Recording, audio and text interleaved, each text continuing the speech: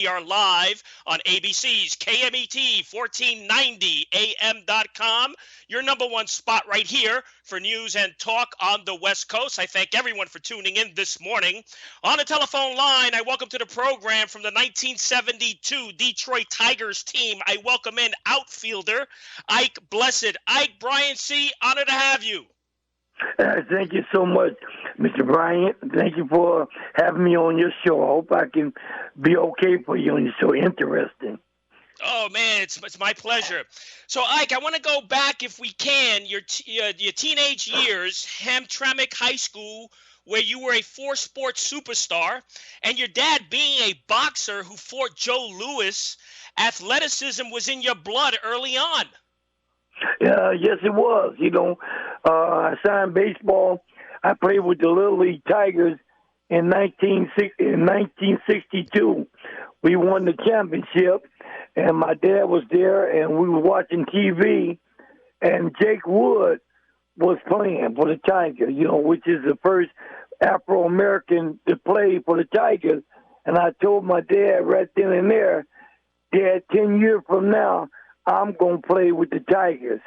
And so happened, I signed with I got an offer from the Mets, number one draft in 67, but they lost me because of my age and I was still in high school. So then I signed with the Tigers in the summer. And then, like I say, I had a good career. Hamtramck, we won the Little League World Series, Pony League World Series. Just to tell you a little background, like I say, for all-state sport, baseball, football, track, and football. Played with Rudy Tomjanovich, which played in his book. He labeled me the best all-around ball player he have ever played with and seen. So that's the little achievements, and I go on, I ended up signing with the Tigers, and then I got a chance to get up with them in 72 in the championship against Oakland, which we lost out on. And then it started going downward because I hate to bring it up, but had a conflict with Billy Martin. And that's where my career took a dive. And like I say, I'm not going to get in too much on it, but he was with an underage young lady, and I refused to take her home in my car because I was in Detroit. And it carried on to spring training. Yes, sir. Go ahead. No.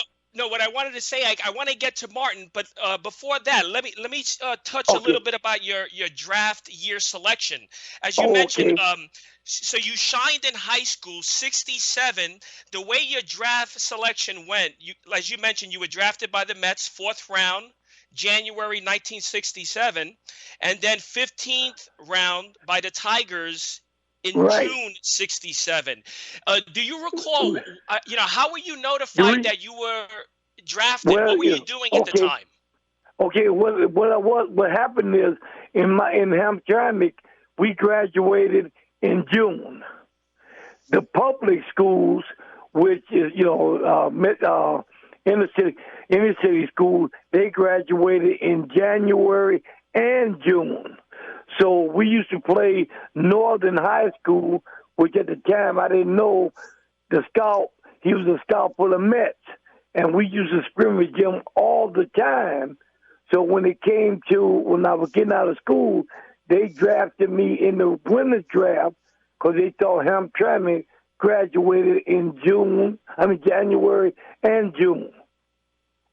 So what happened is they lost me because I was too young. I was 16. So we went on into the summer, and that's when the Tigers drafted me 15 rounds.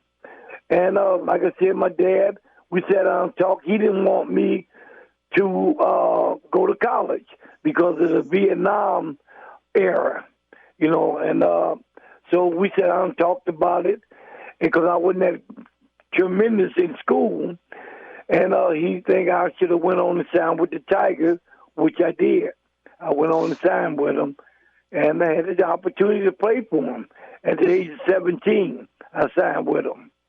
And you did, and your debut start, I believe, was September 7th, 1972, and you joined a Tigers organization in 72 in which they were American East Divisional champions, right?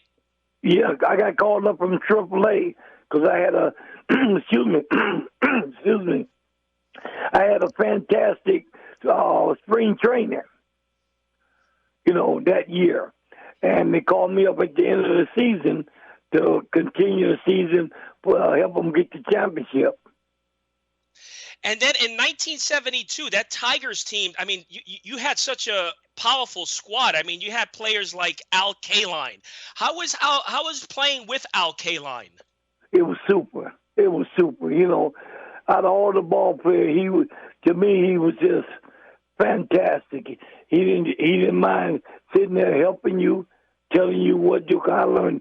Excuse me, a whole lot from Kaline, because when I went into the game, I always replaced him. Amazing. And also, the great Denny Mclean was on that team. How was Denny Mclean? And he was on this show a couple of years ago, Denny Mclean. Yeah, Denny Mclean he was his own individual. So, he did his own thing. When you win 31 games, you have the opportunity to do what you want to do. And then, of course, the manager was Billy Martin. Talk a little bit about Billy Martin. How was it playing with him? How was he off the field? Give us some insight about Billy Martin. Well, I'll give you a little info about Billy. Billy, inside the white line, he was one of the best, if not the best, in getting ball players to play up to their standard. He was a hell of a man. But outside them white lines, what's that? And outside the lines, he had a terrible, he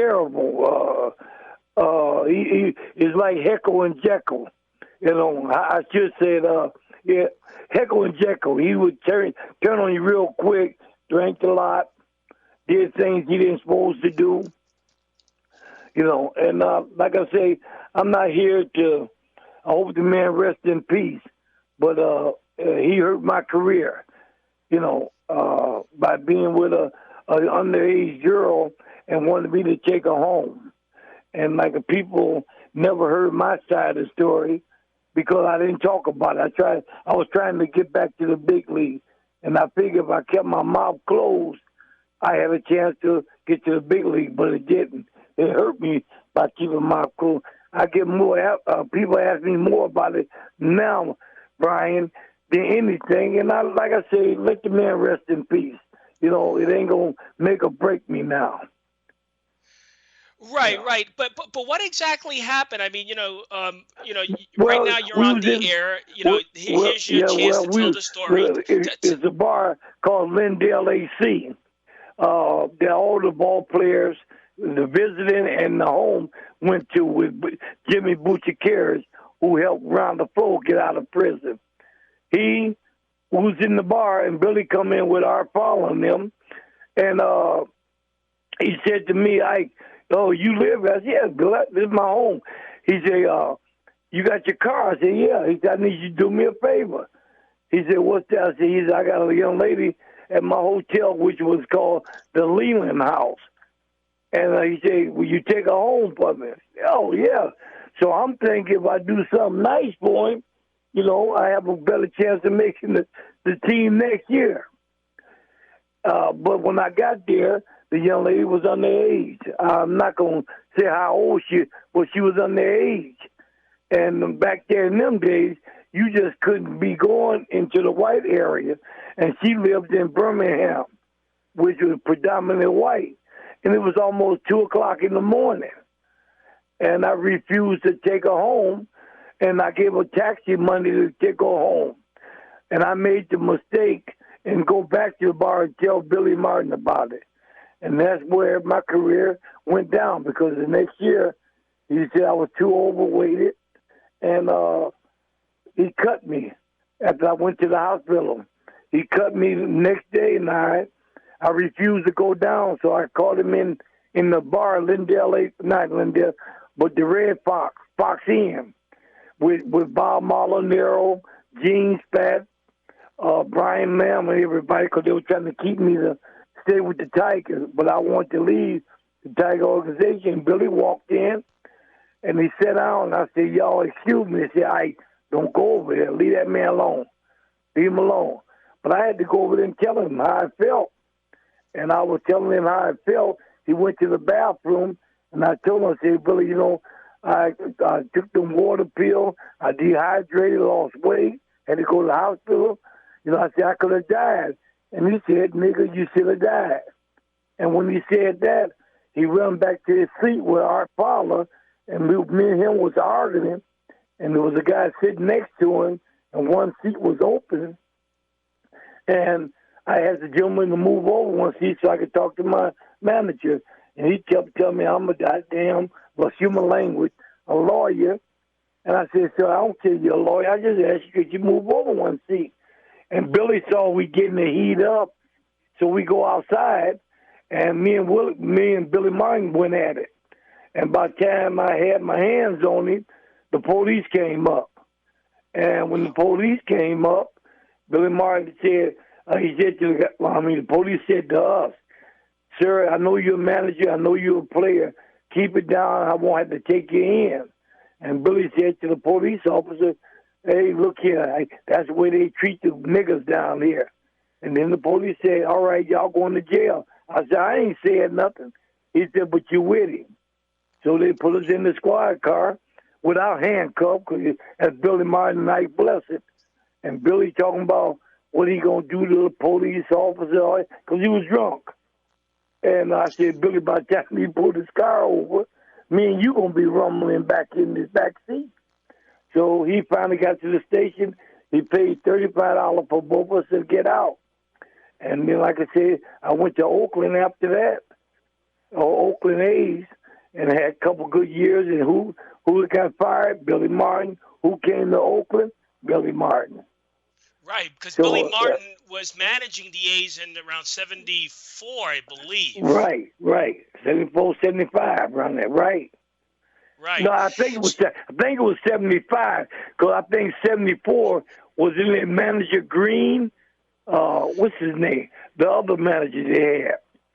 But I think he came in. I'm thinking of the baseball card, because in 74 Martin is pictured with the A's uniform on his 74 baseball card. So I'm thinking 74. Maybe it was then. And then 75, I had a chance to go up, but they took somebody else up. And then I left Oakland in 75, and I ran into Billy Martin in the bar, and I told him about it. He said he would help me get back to the big leagues, and I took his word for it. But I had a tryout for the Mexican team in 2 weeks, and I waited and I waited and I waited. He never got back to me. He called, didn't answer my phone call, nothing. So I lost my job in Mexico. So 75, 76, I didn't do nothing. And then I ran into him in Detroit with Vita Blue and all of them. And at that time, they let you come into the clubhouse. So I'm sitting there, and Vita, Mike Norris, and all of them knew I wanted Billy. But when you're in the clubhouse, when they take the lineup out to the umpire, everybody had to leave the locker room. And Billy knew I was out there. He never came out to his office, and he had the seat to the umpire by our faller. So, like I said, go ahead. No, I'm sorry, Ike. I'm just curious that when you witnessed the incident with Martin and the young girl at the Leland house, was that the first time you witnessed that time? Martin being with a young girl, or did you see that frequently? That's the first time. Me seeing him with an underage woman. But he did do a lot of drinking. Like I say, outside them white lines, he wasn't the best of. He wasn't a good guy. Put it that way. Man, so then in mid '70s, you're playing with the Athletics, and also the great Reggie Jackson was on that team, right? Well, How y'all, a was it? lot of you people say great, but he had a horse manure personality. You Yeah, so know, I want you to touch upon that. How was your relationship with Jackson? well, personally, I don't like him. You know, 'cause I ran into an incident with him. I was playing with Tucson Toro from the Tiger. We were wearing, I don't know if you remember, those Wilson baseball shoes. And when they get wet, they look like weighted boots. And everybody had the white shoe Pumas because Reggie had endorsed them back then. So when I went to Oakland, I had the black shoes and everybody had white. So I asked where you get the shoes from, and they said Reggie got them. So I walked over to the big league camp, and I saw Reggie. I said, Mr. Jackson. I said, my name is Ike Blessitt. I said, I just came over from Detroit Tigers, and I got black shoes, and everybody running around here with the white shoes. Can I buy some from you? You know, so I can be like everybody else. I ain't got no more white shoes. I said, okay, Reggie, I'm sorry. Went on back. So the next day, if you remember the ball player Champ Summers, Yes. he was up in the big club with Oakland A's, and he got sent down to Tucson Toro in AAA with us, and he walked in with about 12 boxes of white shoes. And I asked him, I said, Champ, and where you get the white shoes from, man? He said, Reggie just gave them to me because I got sent down. I said, what? He said, yeah. So I ain't think nothing about it. So Vita Blue was a good friend of mine. We go play pool and everything else. So we went to the nightclub that night, Collins and Murphy in Scottsdale. And we sitting there having a drink. Who walks in? Bill North and Reggie Jackson. And we sitting there talking and everything. Then Vita introduced me to Bill North, and we shook hands. Hey, nice to meet you. Welcome to the Oakland A's. And then he turned and said, well, this is Reggie Jackson. He put his hand up. I said, you know what? I don't even want to talk to you. You full of stuff. I said, man, I come over and ask you, can I get some white shoes? You told me you didn't have none. I said, well, here's this white ball player, Champ Summer, come there with 12 pair, and he said he just got them from you. What's wrong with this picture, Reggie? And then he going to flare up and carry on. And Vita Blue said to him, hey, look, let me tell you something. He just got through fighting Billy Martin, so you know he don't give a damn about you. So we left it go, you know, let it go. And but that what happened with Reggie. I don't like Reggie. He's a good ball player, but his attitude wasn't there for me. Amazing. So also on that A's team, I mean, other players like Raleigh Fingers, Catfish Hunter was on the squad. How was your relationship with those two? Oh, it was great. It was great with the rest of us, you know. But that was Reggie Jackson. You know, you know, with some ball players when they're good, they look down at everybody else. You know, and Reggie was one of them. You know, but everybody else, Bando, Manuel, the center fielder, Bill North. I still can keep in touch with Bill North. He's in Seattle. You know, with Joe Stain that used to play with the Tigers. You know, and Vita Blue, I still keep in contact with him. You know, Phil Garner, all of them.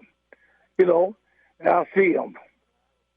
It's amazing. So being on that A's team, how do you feel was the relationship between Billy Martin and Reggie Jackson? Because they were together as well, right? On the same team. Yeah. Well, you know, that one incident that Billy Martin had with Reggie. Right. I'm familiar with that. When he walked out to the outfield, and he waited till he got to the right field, and then what he do? He took him out the game.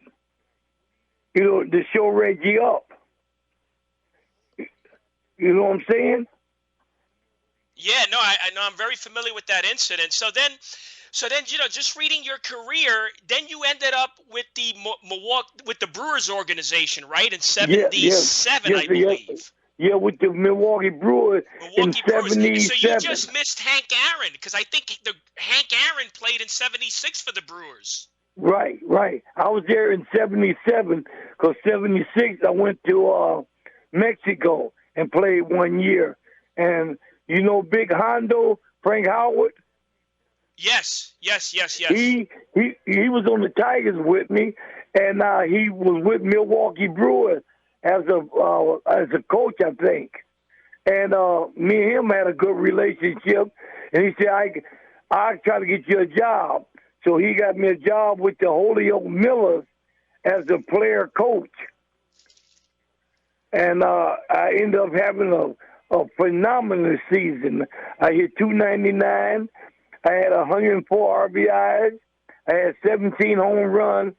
And as of today, I have never heard of anybody doing what I did. I had, like I said, 104 RBIs. I didn't have no sacrifice flies. So out of 17 home runs and 104 RBIs, I didn't have no sacrifice flies. Amazing. And, So what? I have a few minutes left. So what have you been doing with yourself? Well, you know, what are you currently working on? You have new projects in mind? Yeah, real quick. I'm sorry, real quick. You know, since 4 years, I had my foot cut off, triple bypass, but it ain't stopping me working with kids. I got my own athletic academy, and by my friends, baseball friends, everybody, they invested $10,000 in my backyard. I got a cage and everything back there to teach these inner city kids how to play baseball and try to get them back in the major league. But I'm running into a problem now because I don't have the money some of these big leaguers got to continue my teaching kids. You know, because when I played with 28% blacks in the major league, now it's only 7%. You know, we don't have nothing here in the city to teach these kids all year round. You know, and if we do, we in some high school gym. Yeah, and Ike, it's amazing in today's world. The median major league salary is $1.5 million for a major leaguer in today's world. Isn't that crazy? Yes, it is. Yes, it is. Compared to when you guys played. You know, that takes, to me personally, that takes out the fight to get to big league. Because now they got big league players go 10 years, $100-something million. Why would you sign with that team and you know he's there 10 years with $100-something million? They get hurt now. They're going to disable it. They don't care about the disabled list because they're still getting their money. So baseball didn't win. To me personally, it's too much of money now. You know. So what can you say? You know, like me, I missed my pension by 10 days. And I can't even get a pension. You know, there's a lot of ball players out there missing 5 days, 2 weeks, or whatever, and can't get no pension. Yeah, it's crazy. And how much revenue does MLB make per year? What, $10 to $12 billion a year? $billion.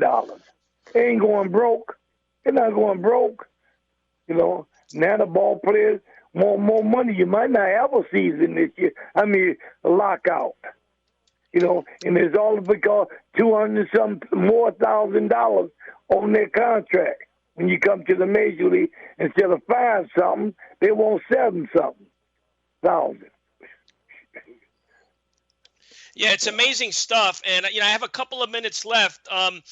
Now, also, there was another Ike on the Detroit Tigers team, right? Yeah. It was Ike Blessitt and Ike Brown, right? How was your relationship with Ike Brown? Oh, that was Boski. You know, when I was with Ike Brown, was in Milwaukee, and I was a rookie. And I'm standing outside the hotel, and Ike looked at me, he said, what you doing? I said, well, I'm just out. He said, I'm going to show you how to hold on to that meal money they gave us. I said, okay, I'm game. He grabbed me, we walked down, we went to McDonald's. and what about Willie Horton? Well, Willie is a hell of a ball player. You know, he got his years in, and Willie used to He was my roommate, and he used to get me up, huh? He used to get me up every night, 10 o'clock, get in front of the mirror and work on my stance. You know, my step, swing, step, swing. But he was a mentor, you know, Willie was, you know. But at Gate, they didn't give me too much knowledge because I was fighting for their job. They didn't want to tell me everything, you know. But, you know, you have to have an attitude. I had Mickey Stanley, Jim Norton, K-Line, Willie Horton, Gates Brown, and I don't take the back seat to none of them. They're a hell of a ball player, but I don't take the back seat to nobody. I don't give nobody nothing. I'm just as good as you. I wouldn't be here if I wasn't good. You know, that's the attitude I had. Go ahead. No, they're telling me I have 1 minute. Go ahead. Yeah, so that's how I was. But I had a great relationship with all of them, the whole team. You know, and like I say, I'm sorry that I didn't make it, but it didn't serve. It didn't take nothing away from me from teaching these kids, because I'm still in baseball teaching. You know, I do fantasy camps. Yeah, and the bottom line is, Ike, that you made it to the major leagues and you got to play for a championship organization. Now, just making it to the major leagues, I have been told, is like the chances of getting hit by lightning. That's how difficult it is. It is. It's very difficult, you know, because you get hurt and you can't come back, you're gone. You have a bad year, you're gone. You do something wrong, like in my case, you're gone. So there's a lot of obstacles to make the big league just to sign in Major League Baseball back then. You know, now you even have a worse problem now because you got Japan, San Domingo, Dominican, them ball players coming over here playing. You know, so it's just that much harder to play pro to get your name on the back of your jersey. Very difficult. Hey, listen, I really appreciate your time. You know, it was really an honor. Thanks so much for being on. Anytime you want to come on, just send me an email. We'll get you on. Hey, thank you so much, Brian, and I enjoyed it. I hope I answered a lot of your questions about me and some of the ball players I played with, and thank you so much. And we will be talking soon. No, it's fascinating. The great Ike Blessitt. Until next week, happy collecting to all.